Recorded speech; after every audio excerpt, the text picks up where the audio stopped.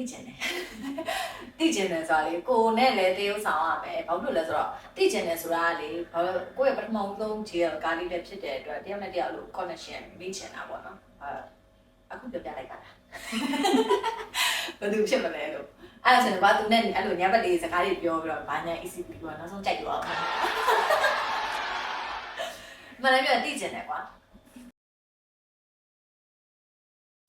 မလည်းပြောအဲ့လိုအချိန်နေကြရင်တော့လို့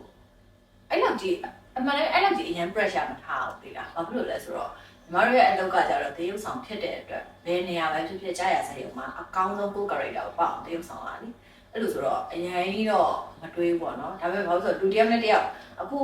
အဲ့ဒီကိုနဲ့တရုပ်ဆောင်မှသူသိချင်တယ်ပေါ့နော်ဘာလို့ဆိုတော့သူနဲ့ဇာတ်ကားမြိုင်ခင်ပါတယ်တယောက်နဲ့တယောက်လို့ချင်းချင်းလေးဖြစ်ချင်တယ်အဲ့ဒါမှအကယ်လို့အဲ့လိုစင်းနေပါလာတဲ့အခါကျရင်ဟိုကတယောက်နဲ့တယောက်မရှိတော့မှလေအဲ့တော့ဘယ်သူလဲပြောပြပါ